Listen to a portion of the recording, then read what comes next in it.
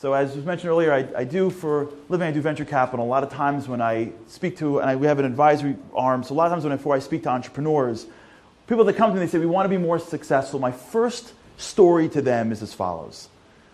Because the first question we think about before we actually get into becoming more successful. I remember as a kid, I had a friend of mine in class who I think ADD would have been like when he was calm. You know, like that one guy, everyone's got one guy in class where when he's sleeping, he had ADD. You got to have a guy like that in class. He makes life so much more fun. You know what I'm talking about? If anything happened, if the teacher's hand's on fire, it's because of that guy. So I went with him to Israel. He's one of those guys, tell you a story. I went to Israel. I spent a year of study in the old city. And one morning we woke up and there were commandos coming out of our window because he decided to rappel off the building literally by the Western Wall area. And after he got picked up by the Israeli army, he looked at me, he's like, I didn't realize they were going to get upset at that. I'm like, you didn't realize that they were going to get worried about a guy rappelling right next to the Western Wall? He's like, nah, I don't really. I'm like, think this one through next time. That type of guy. So one time I was talking to him, he said to me, Charlie, I know what I want to do in life. I'm like, what is it? He's like, I want to be a pilot. I'm like, please God, no. No, wrong answer. So he goes, my head is set. This is my calling. I'm going to fly airplanes. I'm like, all right. So he said, he goes to me, he goes for flight travel, flight school.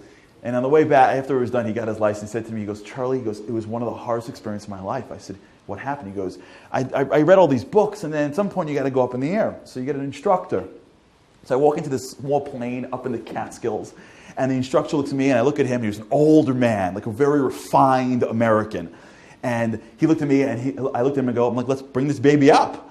He's like, you haven't even seen what's in the cockpit. He's like, we'll just figure it out while we're up there. He's like, no, we won't. So he said, I sat for the first time in my life for 2 hours. And he went through every button and everything. And he goes, and I didn't realize how strong this thing really was. He goes, when I went out there, he goes, oh my God, this is bigger and more powerful than I ever could have dreamed of to fly. And I see the guy's getting a little nervous. He's like, let's just fly it normally. We'll land fine. And that was his experience. And what he said to me afterwards, it was so interesting. And this is what I tell every person that I meet on the advisory side, which is, you can't be successful if you don't know your resources. For most of us, we live our lives and we're on the treadmill since we're kids. We just go. They put us on young, and then you go to school, and then you go to school, and then from school you get to college, and college you get to graduate school you get the job, and you get a job, you got to work, and you get bills, and you got family, and you're going, and it's carpool, and if you got kids, it's carpool, and Sunday is carpool, and you're doing more carpool, then you got to do more carpool, then you do carpool, and then you're running around, and your whole life is going, busy, moving, and most of us never stop to look around and go, what's in the cockpit? I mean, what resources do I actually have in my life?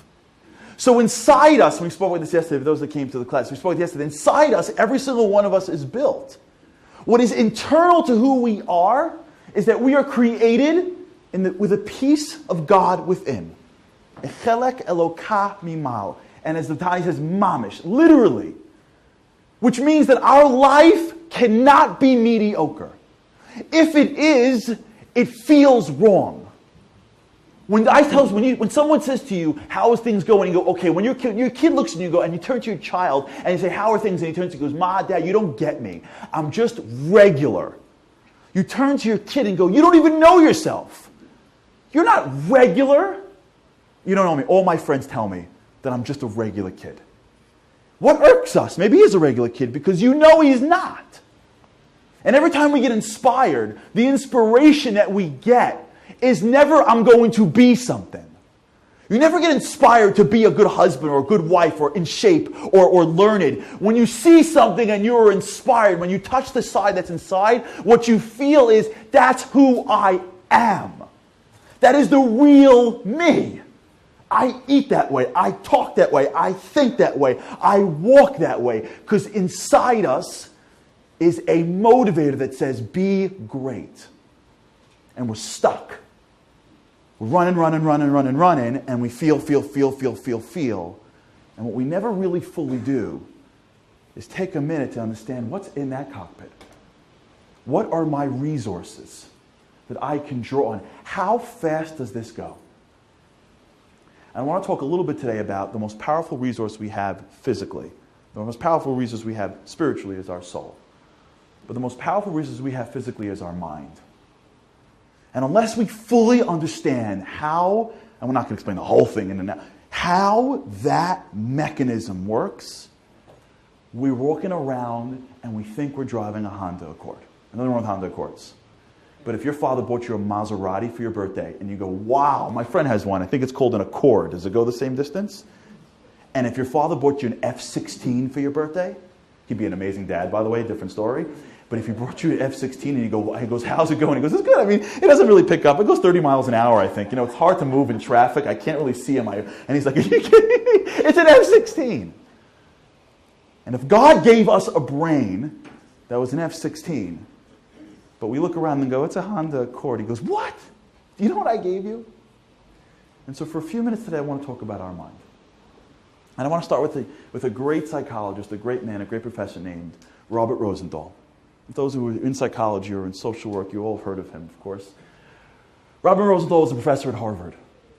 And in 1968, and then again later in the 1990s, he conducted a study that I think shifted the world of how people see the power of our minds and shifted the world of psychology. And what he did was he went to a school called the Oak Tree School. And in the Oak Tree School, he gave the students a made-up test that was supposed to test for what he called blooming intelligence, which meant that if you were this type of student, he was able to predict that this is the year that you're going to be coming out.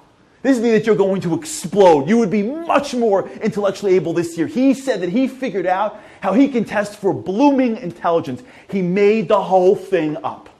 He gave the kids a fake test.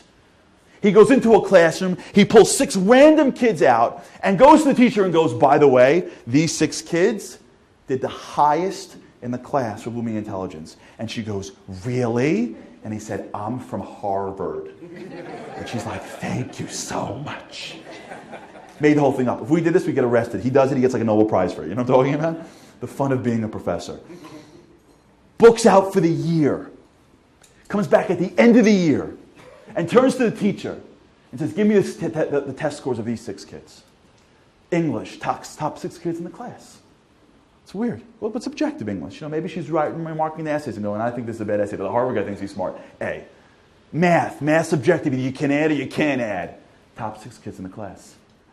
He gives the kids IQ tests. Remember the IQ test? Remember that? Like the lady comes over, she has you play with some blocks, you know what I'm talking about? And then your mom comes in and he's like, how did he do? She's like, you have any other kids? Maybe you'll be an athlete. Remember that conversation? I can tell you how smart you're going to be for the rest of your life by whether or not you can make a picture with the blocks before you're 5 years old. IQ test is supposed to tell you how smart you're going to be forever. And he gives the kids an IQ test. And these kids go up an average between 4 and 12 points in 1 year on the IQ test. And he creates a theory that I think is arguably one of the most powerful theories out there today called the Pygmalion effect, or they call it the Rosenthal effect. Pygmalion is a Greek myth of a sculptor that sculpts a beautiful woman out of a clay and then goes around the world to find anybody as pretty and as fair as the statue that he created and finds nobody. And as the myth goes, he comes back to the statue and cries over the fact that there is nobody as beautiful as that in which he sculpted. And the gods look down and they bless the statue and she becomes real. And the idea put forth in that study and in dozens of studies afterwards by Rosenthal and those that are others is as follows. That we live a life where most of us think that our reality shapes our beliefs. I know what I can do. I know what I can't do. I know what I should push for. I know what I shouldn't push for. Do me a favor. I'm going to be like this. I'm never that type of person. I'm not that charismatic. I'm never good at math. I tried for 3 minutes, I said yesterday. I tried for 15 minutes. I can't do math. I can't study. I can't learn. I can never be. My sister was. My mom was really. My other brother was. The guy down the block, that's why. I can't. So what we do is we gauge our reality and then we set our beliefs of what's possible in our lives based on the reality in which we perceive of ourselves right now. Because we think the equation of how our lives work is reality shapes beliefs. And for the first time, science said, actually, it's the opposite. In truth, beliefs shape reality. Those are regular kids. It was a total fake-out breakout. Nothing happened to them. And you know what? They didn't even know about it. It wasn't like they got ribbons or like, PhDs after they name it. Mom didn't have like a bumper sticker in the back of her minivan that said, my kids got picked by the Harvard guy because they're smarter than your kids. Nothing changed. All that changed in the lives of the students, that changed their entire ability to perform intellectually, was that one person mistakenly thought that they were smarter than they actually were. So she treated them differently. So she expected things that were different from them. And because she expected different things from them, there was an area of their potential.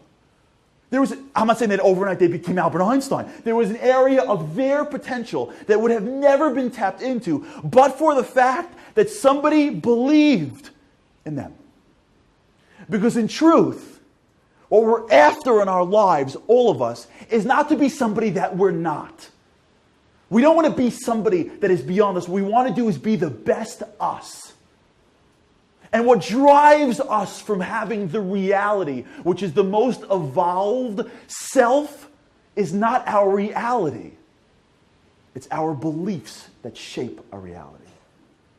Because our minds are incredibly powerful. Let's go down the hall to a great woman named Ellen Langer. Ellen Langer was the first ever female tenured faculty member in Harvard's psychology department. An astounding woman who did amazing experiments on this. And anybody who wants, you can just write down my email address, charlie@charlieharary.com. I will send you the videos and her research. It's a blowaway. She said, okay, I got it. This stuff's cool. This mind thing is cool. Let's see how far it can push the mind. And this was in 1979. She took a bunch of older men in their 80s, and she took them away to a hotel. And she split the group into twos. Half the men were in a hotel that was a regular hotel that that just sat around like a regular hotel. And what they did all day was they just remembered the good old days. Right? When they were younger, they were 60, they were more vibrant, they had a different life. Life was different back when I was 60. And they were talking about the good old days. Remember all the good old days, when everyone was honest, and none of the politicians ever lied, and everything was perfect before the internet, and the kids all paid attention, and everyone respected their parents, right? Just as soon as you go by, everything yesterday was amazing, right? Now kids apparently don't pay attention. But back growing up, I'm like, Mom, weren't you a kid in the 60s? She's like, the 60s were different. That's a different story. And they sat around reminiscing all day. And before they came in, they gave them tests that were age-related tests: joint dexterity, vision, memory, arthritis. And then when they left, they gave them tests. They operated about the same. Then she took half the group, and she put them in a throwback hotel. She literally retrofitted a small hotel to make it look like it was 1959. They had a little box television. The wallpaper was 1959. The politics was 1959. And they were not allowed to use a past term in referring to the time they're in. They had to actually live as if it was 1959 and they were 60. And she left them there for a month. And she comes back after a month, after they had to live basically in a time-warped environment, 20 years younger, and she tested them for every age-related symptom. Joint dexterity, vision, memory, hair. And in every single one, what she saw was signs of improvement. Their bodies got younger. They didn't get 100 years younger. She took pictures of them, and they looked at themselves, and they didn't even recognize themselves. And this became the beginning. There's a BBC show around this. How? How is it possible? You're the same guys. Their memory improved. Their arthritis went down. Their dexterity improved. Every area of age-related symptoms stopped or reversed. How? Because our minds are incredibly powerful. Here's what she did next. This is great. She went to a hotel. This is amazing. And she took out all the chambermaids. She put them in a room. She goes, anyone here work out? They go, work out? We are working 24 hours a day. We are exhausted. Who has time for exercise? She goes, I am so sorry. Really, I'm sorry. Splits them into two groups. One group, she said, you know what? It's a shame. Maybe I'll talk to management about getting you a gym membership. They said, thank you. She weighed all of them and let them go. Went to the second group. She goes, you don't work out? What are you, crazy? You don't work out? Look at the board. Changing beds, 45 calories. Vacuuming, 100 calories. Laundry, 200 calories. Walking with that hard little cart. That's a real cart you're schlepping around the whole day. 500 calories. Your whole day is a workout. What do you mean you don't work out? And they said, I never realized that all I'm doing all day is exercising. They go away. She weighs them, and then they go away. She comes back after a month. Group 1 gets on the scale. Same body weight, same body mass, everything exactly the same. Group 2. She goes, anyone do anything different? No. Change the diet? No. Everyone does what each other does. The whole group does the same thing every day. The side that's waiting for the gym membership, no weight loss. The side who does the exact same thing as this side, but the only difference is that they spend 5 more minutes learning that every second of their day they were exercising, they all lost weight. Their body changed. How is that possible? So she went one step further. I'll do one more from Langer. I can do Langer all day. I teach a course at University in the business school called Principles of Success. I spend an entire 2.5 hours on Langer, on these studies. They're awesome. They get better every day. They're awesome. I'll do one more and we'll move on. She took a bunch of guys. You remember the eye test growing up? Anyone with glasses? Remember the eye test? Remember as a little kid you grew up and you go to eye test but you don't want glasses because like no one in the class has glasses yet? Remember that moment? And you're like, A-A-G-H. And the guy's like, no way. And you're like, please don't tell my mom. Remember that? I don't want glasses. Not yet. No one has glasses yet. You don't want to be the first kid with glasses. He's like, I have to tell your mom. I'm like, no, it's okay. I know it. I can see it. I almost got it. I think that's an A. He's like, Charlie, you're getting glasses. I'm like, no. Give me 2 more seconds. Just bring it a little closer to me. You remember that moment? I do. See, he goes in and he sees all the guys with that can't get to a certain level. So she pulls out all the guys that can't get to a certain level, pulls them into a room. She goes, we're actually conducting a governmental experiment. You want to be part of it? They're like, what do we have to do? They're like, you have to act like an F-16 pilot. They're like, really? She's like, yeah. And you'll be serving your country. They're like, yes.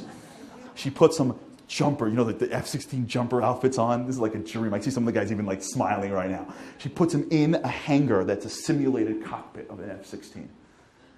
And they're on the tarmac. They're outside of an F-16. And she has them sit down, and they got to go through like pretending like it's a real experiment. And she goes, oh yeah, by the way, what do pilots have, by the way? Amazing vision, right? No one's got goggles when they go in Mach 5. You know what I'm talking about? She goes, oh, by the way, before we start the experiment, just read the serial number of the plane right next to you. And that serial number was the exact same size as the letters that they couldn't read just a few minutes earlier in the eye examination. And one by one, they read the letters. How's that possible? And the answer is because every single one of us wasn't given a Honda Accord as a brain. That brain actually shapes much of our lives. And it has real implication. It shapes how we do. It shapes how our body. We did another study where they had people that have age agnostic clothing. People that are uniform clothing, and they watch them in terms of how long they live in their health. And they found that per person, people that wear uniforms that don't change, because people when they change their clothing, usually it adapts to age. When you wake up in the morning and you wear the same uniform that when you were 20, when you were 60, it shifts how you lose your hair, it shifts how old you die, it shifts how healthy you are. Because your body sees the same person, they don't adapt. Now we all know this, doctors know this. You know what this is called in medical world? The placebo effect. There's a famous doctor named Herbert Benson, who does a lot of research on the placebo effect. And Herbert Benson spoke about this, and Herbert Benson did a great study with pregnant women. Pregnant women came in complaining about the fact that they had morning sickness, so he gave them medicine.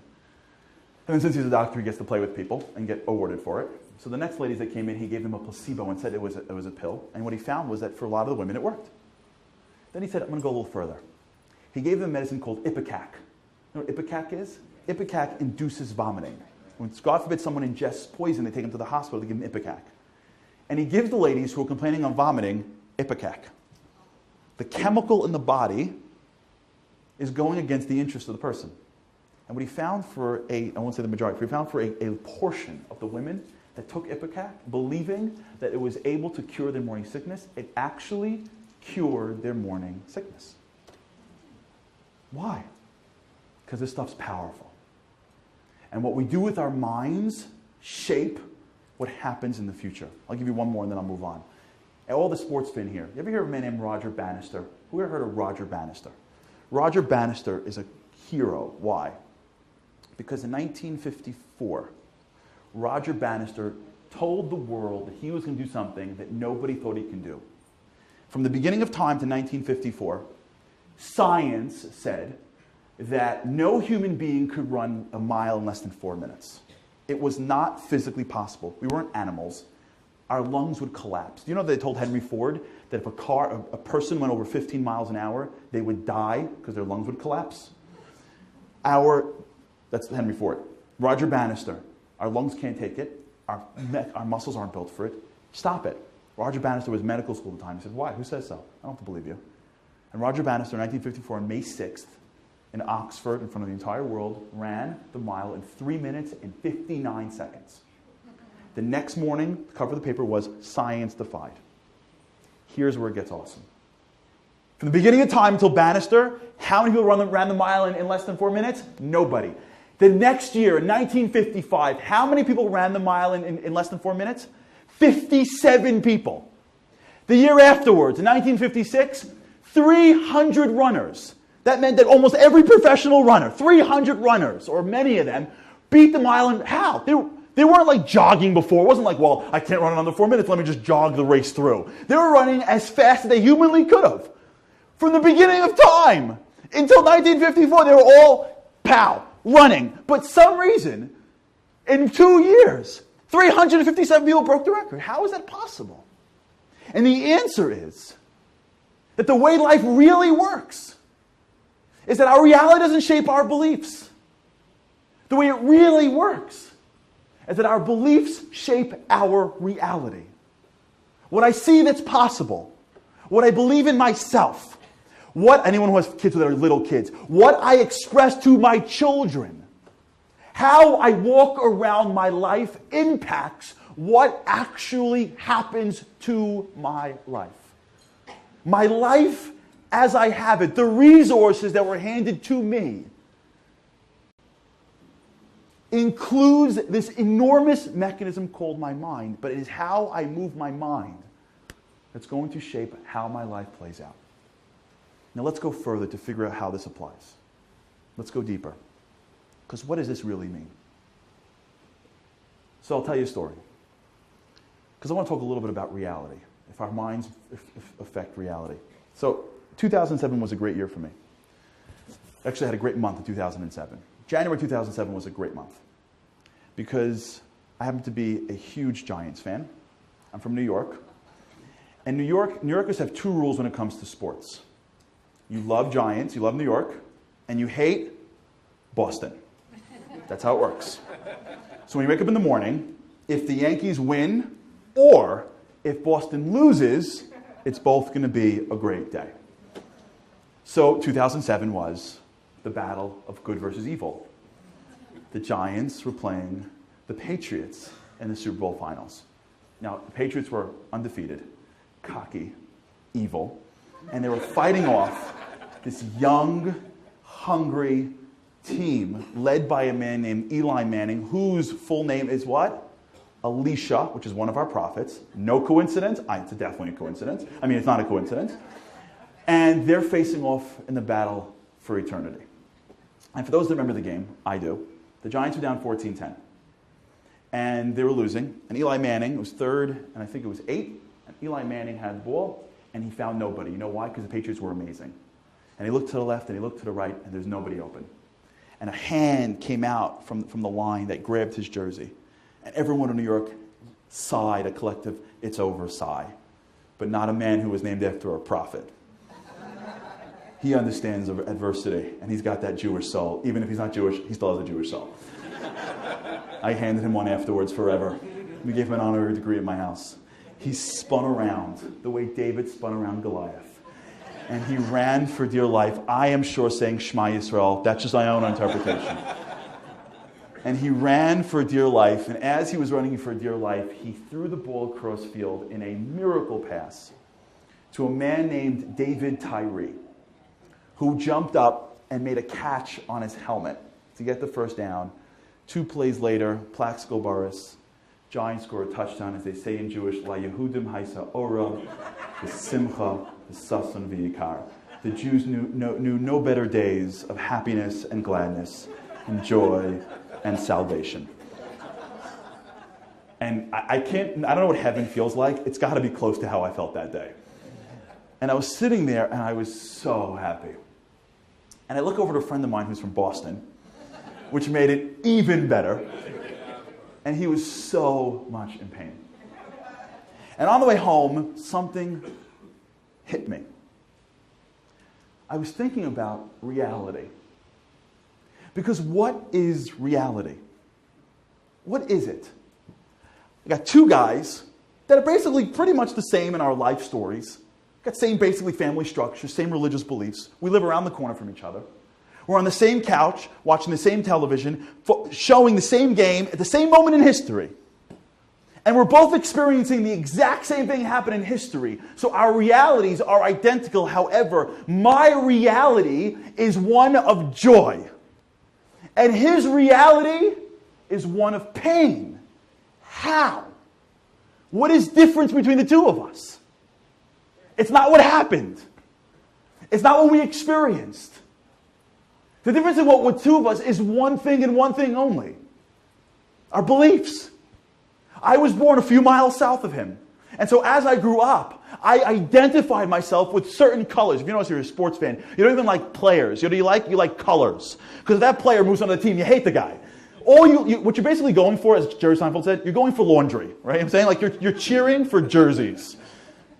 Because I grew up as a kid, and I remember the Bills game, and I remember Wide Right, and I remember every day, every year, watching again, and identified myself, because a sports fan says not you're number one, he says we're number one. Even though they're really number one, they're living off the you're number one, still. We're number one. And in my mind, I created a belief, a connection in my brain that said that when you see these colors, you identify with it as a part of you. That is just a belief. And if someone came in from a different country, goes, what are you guys even doing? They're even clueless to how are you even connecting the dots?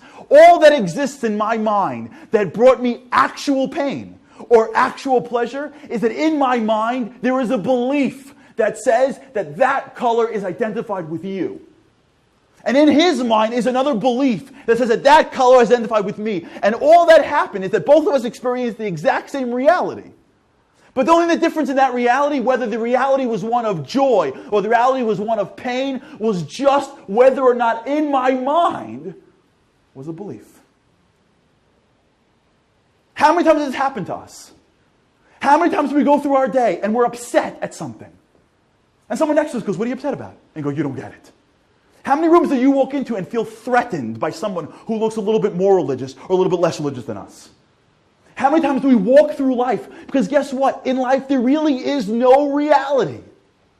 There is no objective reality because everything in the world that we experience is through our lens. That's why the Torah is so critical for us as a book of morality, because there is no other way to create something that is absolute unless it comes from a source that is absolute. But everyone that's in the world is operating from a place of subjectivity because there is no reality.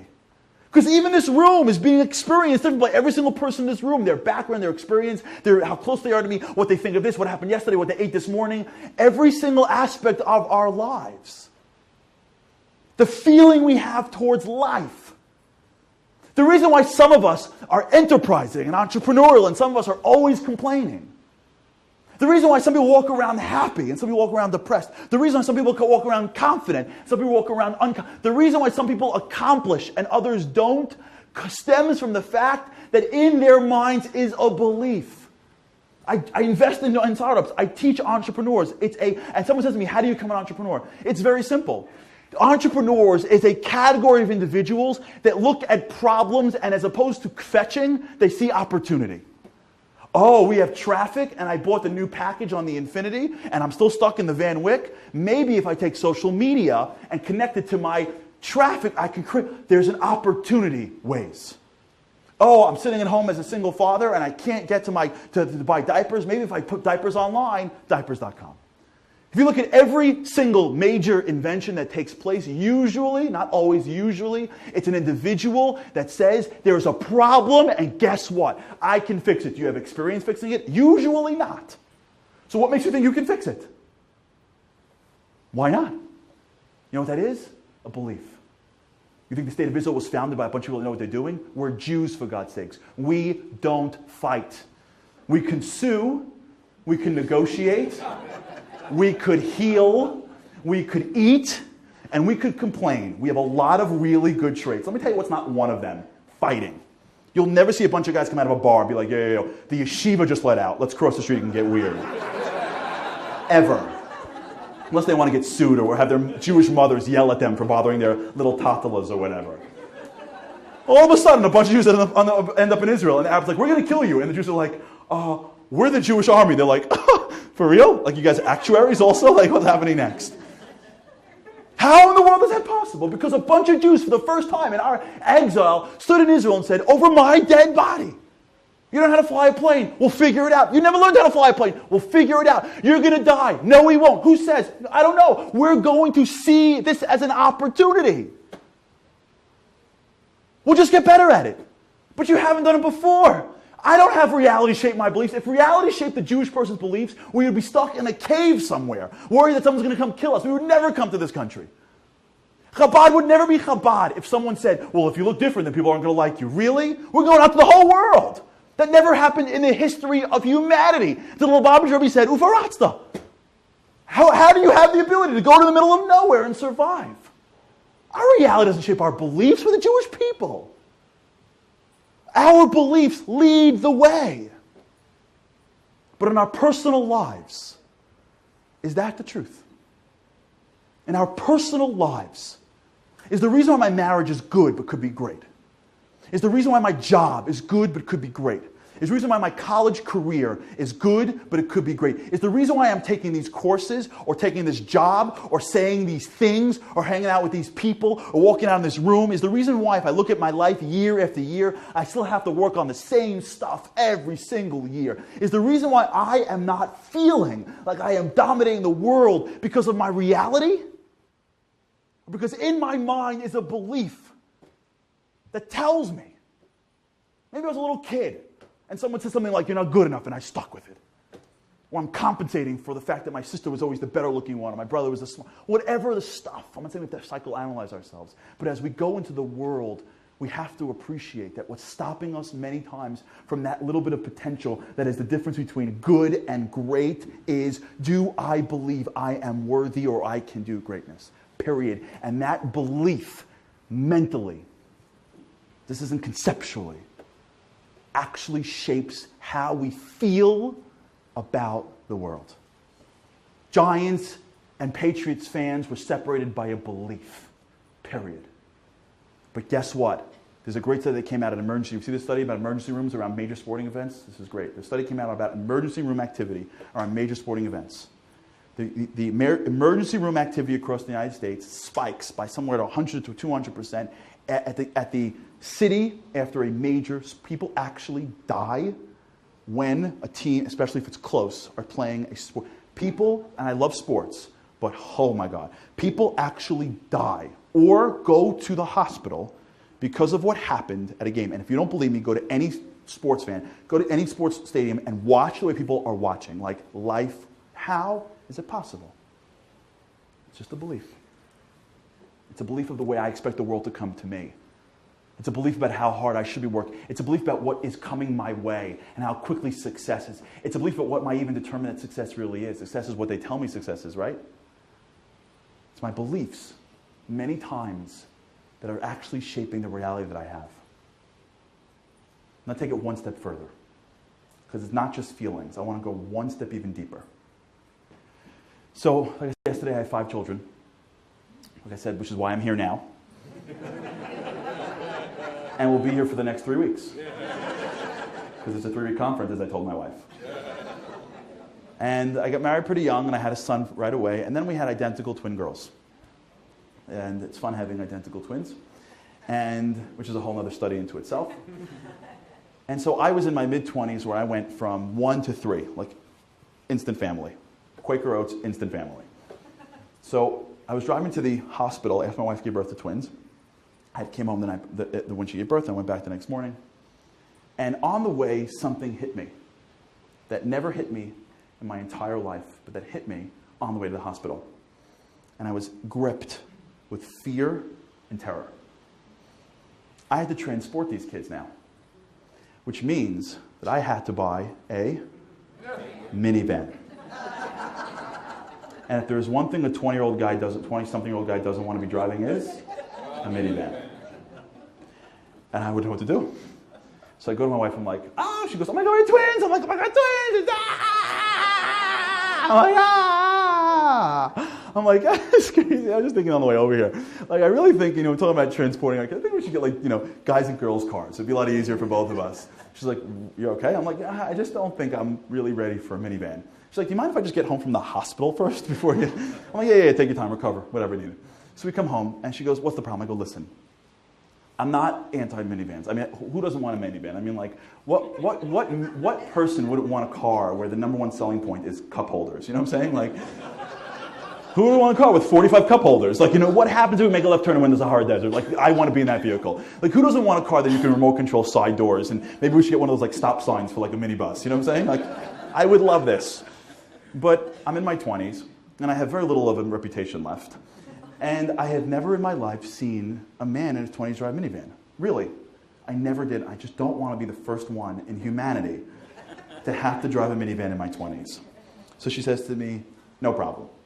Let's just go to the store, the leasing guy. We'll work it from there. My wife's great. A lot of women do this. They just said, no problem. They just sort of stick it in, and slowly she just draws me in until I'm checkmated out.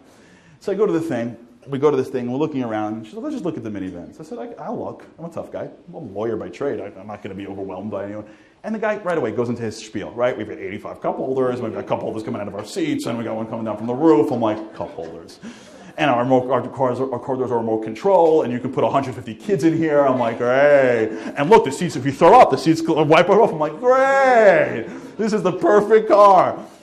And she walks away, and I realized that moment that they were colluding together. And I had no chance. So what do you do? Rule of negotiation. My professor in the room, Professor Lewin was my professor in Columbia. So we were talking a little bit before about some of the courses. Negotiation 101 is, what happens if you're going to lose a negotiation? What do? Find something on the table that you can still keep. You don't want to lose everything. See what else you can get on the ancillary pieces that you come away with something and maybe you live another day. I go, I got it. I know what to do. I'm like, you know what, honey? She's like, yeah. I'm like, I want a minivan. She's like, you do? I'm like, of course. I mean, let's buy every magnet possible and put it all on the sides. Yeah, it'll be great. Let's find soccer games to go to, and I could be a soccer dad. She goes, I didn't realize that. She goes, I'm like, but here's the deal. In the neighborhood that we live in, I think maybe people still think that I'm a guy. Very little people left. I got to keep that reputation. So in the neighborhood, I don't want to drive around. If we go on a road trip, cool. We're living in Queens. I'll drive down to Florida. I don't care. But that's no problem. Yeah, right. We get home, and that night, as I was driving around in the neighborhood with my brand new minivan, I pull up to a red light. Now, I had a very bad habit, which was I used to, every time I was at a red light with a minivan, I used to basically try to get around the minivan, so I'd be at the red light with them at the same line, you know what I'm talking about? Because then try to pop in front of them. So this way I can save myself 3 seconds and put 5 people in danger, which is like perfect guy driving logic. So I go right to the side, and I look over, and I look to the left, and as I'm waiting for the red light, expecting to see some nice lady on my left, I turn around, and it's a guy in his 20s in a minivan. I mean, the other guy in the universe was next to me at the red light. I was like, And he's like, he's in New York. He's like, what? I'm like, roll your window down. He's like, can I help you, sir? I'm like, nice minivan. I'm like, you look amazing in it. And he's like green. And I'm like, I come home and I'm like, Dina. She's like, what? I'm like, there was another man in the universe that had a minivan. She's like, how do we end up together again? I'm like, well, you got 3 kids with me, so good luck trying to get out of this one. What happened? I really wasn't lying. So I want to explain to you what happened. Our minds are built in astounding ways. God is an amazing designer of stuff. And what he realized was that our minds are incredibly powerful. Incredibly powerful. It's so powerful that it has the ability to take in stimuli everywhere it goes. But if we were able to take in stimuli every time we experience stimuli, we would literally shut down. If every time you walked through the streets, you took in every bit of stimuli, every air conditioner, every bird chirping, everything would come in at the same time, you would basically be overloaded with information and you couldn't navigate it. So what God does, he creates a brain, and what each of us have in our brain, in so to speak in front, if you will, almost like a filter to our brain, is something called a mental schema. And what a schema is, it's like a filter. And all your conscious mind can actually experience is 110 bits of information per second.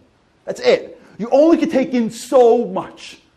Which is why if you talk to someone and they're doing email, you know what I'm talking about? You ever have this? You talk to someone doing email? You can't do both, which is why multitasking is a myth.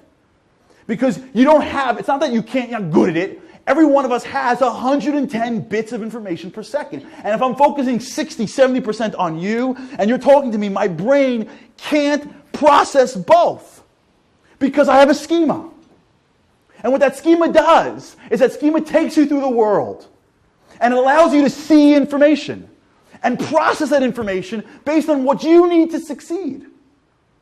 So until I had my twins, a minivan never once entered my schema. And so I must have seen a million minivans. There must have been guys driving minivans since they started the minivan, since Fred Flintstone had a minivan. But I never saw one because as the minivan came into my eyes, into my consciousness, my brain said, not relevant, and the actual information called minivan went past me. It wasn't part of my reality. It wasn't in my reality. It was in a reality, but it never made it into my reality because I didn't have a belief that showed. You ever drive a car and like you're doing 100 different things, you're playing the radio, you're doing this, you're checking your text, whatever you're doing. God, hopefully not. And you're driving, and all of a sudden, as you're driving a car, cars are flying by you. They're gone. And then all of a sudden, one car starts to waver. What do? Everything goes down, right? Everything goes down. And now you remember that car. Why? Because your brain saw the car and said, not relevant. You're not going to die. Nothing's going to happen. Just keep on doing it. And then all of a sudden, that brain said, It's like almost like a computer. Threat. All of a sudden, you took all of your attention. Now you had no more attention left for being able to play with the radio. You turn all the way, and all your attention goes onto that car because now that car is in your reality.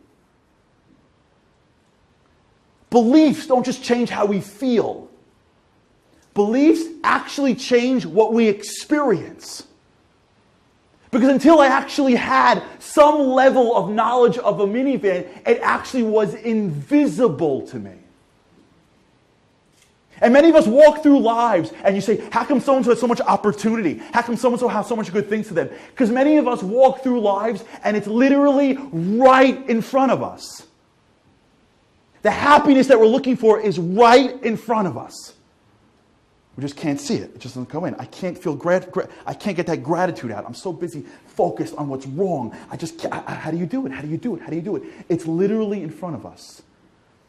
Opportunities. You ever see someone start a company or start an idea or start a project and you're like, well, how did they think of that? It went right by you. How come? Because they're looking for opportunity. You talk to a loved one and you go, how are you? She says, I'm doing great. And you walk away and she goes, I wasn't doing great. And you go, you told me you were doing great. And she's like, you totally missed it. It was right in front of you. You're just not looking for me.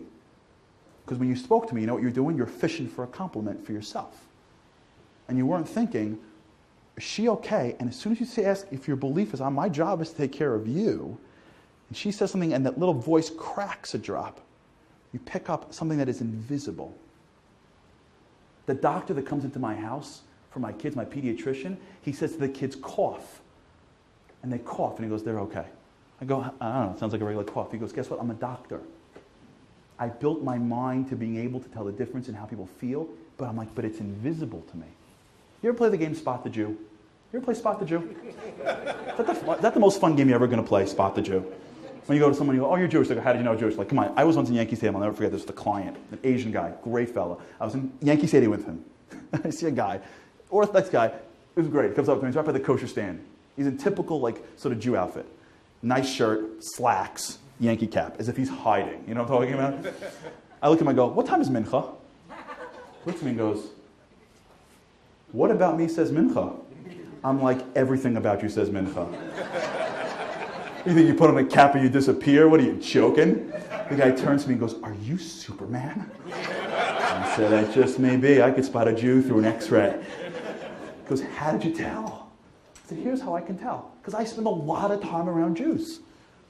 And you spend enough time around Jews, what happens is you pick up on nuances.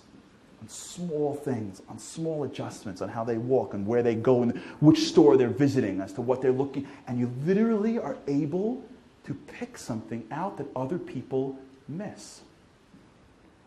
Because a lot of our life, we're missing. Because the 110 bits of information per second is constantly trying to focus on something. So what is that? And let me end with the following. How do we fix it? So my wife and I have a little bit of a disagreement.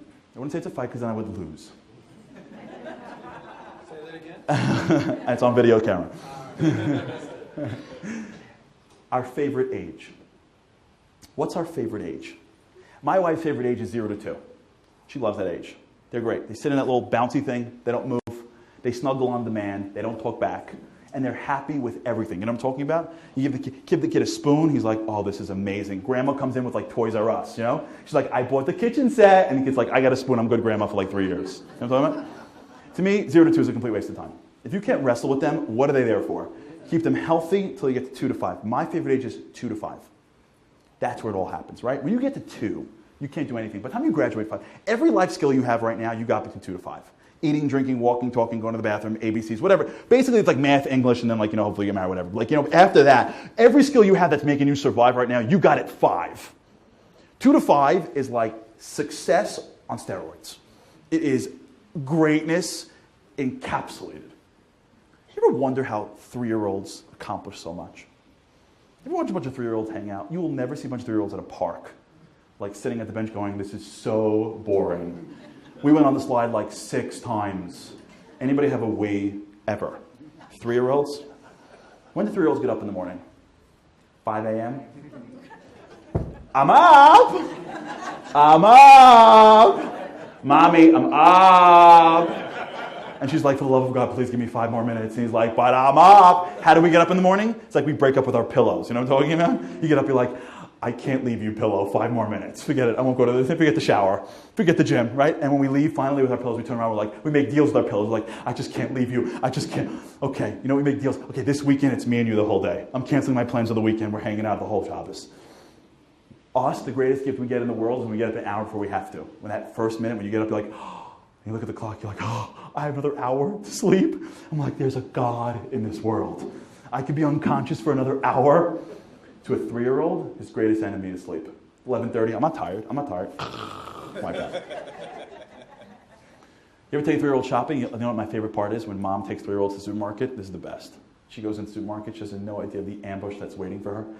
She's looking for flowers, she makes the wrong turn, she's on the cookie aisle right now. And now she realizes that she's busted, so she goes down nice and slowly. And she's like, please don't look, please don't look, please don't look. And he's like, Nadia. Oh my God. As if they found the treasure together. Mommy, we found the mother lode. And then she negotiates. Son, you were a good boy in the car, and I gave you a cookie. Maybe if you're lucky, I'll give you a cookie when we get back into the car. And he looks at her and goes, really? You want to do this? In public? You're on, girlfriend. She's like, right? And he turns to his brother, he's like, 18 seconds, I own her. 3-year-olds? Nobody messes with a 3-year-old. You can have 100 people over your house for Pesach Seder. If that 3-year-old's in a bad mood, everyone's going to kill each other. Right? The kid falls asleep on the couch. You're like, oh, I feel better. Sorry, Grandma. I didn't mean to yell at you. Let's do this again. You know why 3-year-olds are so dominant? Because they have one thing and one thing only. One thing. Focus. When a 3-year-old is young, they see something they want, and all they can think about is it. It could be a cookie. It could be a toy. You ever watch a 3-year-old fight with their older brothers and sisters? And they fight and they get beat up and they go back for more. And I'm like telling him, I have a 4-year-old. I'm like, don't, they're going to beat you up. And he's like, but I want the toy.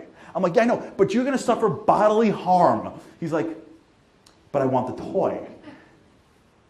Focus.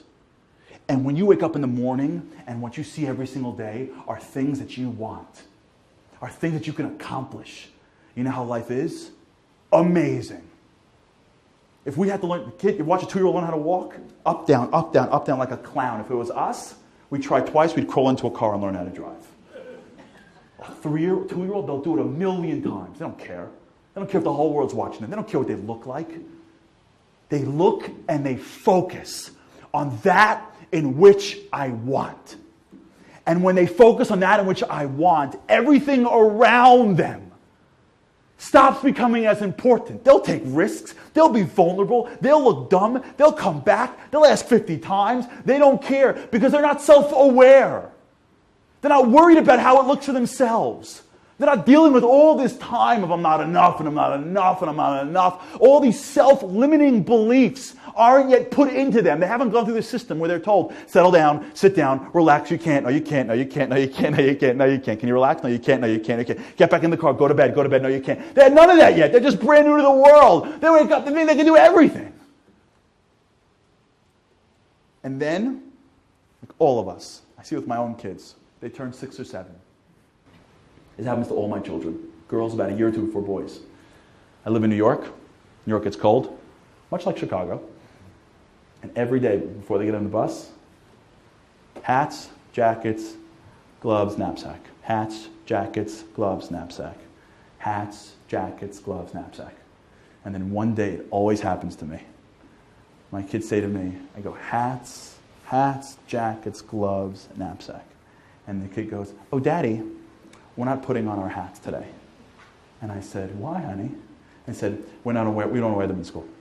I said, why don't you wear them on the bus? It's cold. Like, yeah, we're not going to wear them. I said, but it's cold. Like, yeah, but we're not going to wear them. I said, why? It's cold. And then they say, well, we're not going to wear them because if we wear them, we're going to look like geeks. Exactly. And then something is born. You know what that thing is called? An image. And now there's a new boss in town. It's not about doing stuff. It's about looking like you're doing stuff. And they walk into an environment and say, oh, why don't you put that down? Let me tell you what success is. Success is when we all think you're successful. There's no objective. There's no clothing that's nicer. Clothing isn't nice or not nice. It's all about what people are wearing. You ever do this, by the way, style? It just moves so quickly. You ever go to like your grandma's house for like Pesach, and you're like, Bobby or Grandma, what were you wearing back then? Like, I can't believe you wore that. Then like the next year, like someone like in Milan says, this is cool. You go back to the same album the next year for Pesach and go, wow, you were in such style back then. It's not about what you wear. It's what we think in what you wear. You're doing this? Oh, you're doing this? Oh. And then you go to school and they're like, what are you majoring in? Oh. What are you majoring in? Oh. What are you doing? Where are your parents from? Oh. What are you? Oh. And we live our lives going through syllables of oh, oh. And then we get to high school, and the fun just begins in high school. And we start cutting and pasting people that we want to be like. And clip, and we got to find ourselves to be like somebody else. And then we get older, and guess what? As we get older, just the toys get bigger, and the pressures get harder, and we go and we lose focus from it to me. I'm not good enough, I can't, am I, you tell me, you should, I got to fit in here, I got to fit in, what are they going to think, I'm vulnerable. And all of that becomes our schema. And now we look at the world and we judge the world by what's going to happen to me? And what happens if I do this? And what happens if I look like this? And what happens? And what happens? And what happens? And what happens? And what happens? And our belief, because we bought this whole concept that we're not looking for uniqueness. You know what we're looking for? Sameness. You know what success is? What you tell me it is. When the society that I'm a part of decides that something is successful, I will be successful. And if the society that I'm with doesn't think it's successful, I don't care what I have, it's not successful. And if I was an amazing father but didn't make as much money as my buddies next to me, I must not be successful. And if I made a lot of money but I was a terrible father and they're telling me that I was successful, then I guess I am. And as I navigate through life, it's not about it. Now I got a bigger brain than a 3-year-old. Now I'm not looking for cookies. I got a brain now. I'm looking for real things. I want to change the world. I want to make a difference. I want to be somebody. There are problems in the world that I can fix. I am put into this society at this period of time because the creator of humanity, for some reason, believes in me to put me at the end of Jewish history where he plays his stars. I'm a spiritual commando. I have opportunity now to reach people that my grandparents would never have dreamed of. I have opportunities right now to learn things that the greatest rabbis could never even have ever touched. I can get stuff now. I can give in ways that I can be a person that is able to change people. I can smile at people. There are people that are broken that I can fix. I can be something if I focus on it. But my schema focuses on me. And how's it going to look for me? What's going to happen if I do this and I do that? Did it work out? Did it not work out? Am I going to get hurt? Am I going to give too much? Remember the old days? I really shouldn't. I really shouldn't. I really can't. I really can't. My teacher was right. My parents were right. That's not me. That's not me. It's not me. It's just not me. And guess what? Our beliefs shape our reality. And then we live through life and go, I think I'm doing it, but there's something inside saying, you're more. I hate that feeling. And then we get inspired. You know what happens? We go, that's really me. And the game of life is being able to say, my beliefs are based on that in which I could do for others. That in which I can do myself. Not that in which what's going to happen to me. And when we live our lives and we remember that we're so busy controlling the outside world, if they would just get it, if my wife or husband would just get it, if the world would just get it, if everyone would just understand, and if we spend our time instead working on not what the world is doing, but on what my mind is processing from what the world is doing, we shift the way we experience the world. We shift our beliefs. And when you shift your beliefs, you shift how you feel. And when you shift how you feel, you shift what you see. And then when you shift what you see, you shift what you can accomplish. And then, win or lose, you feel at your inner core like you are becoming day after day more successful. My blessing to all of us is that we realize the nation that we are.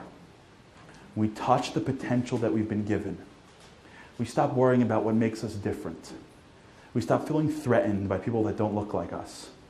We drop all the baggage at the door and we live our lives based on what we can accomplish, what we can become.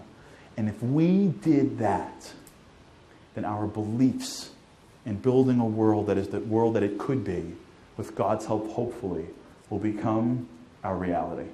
Thank you so much. Have a wonderful day.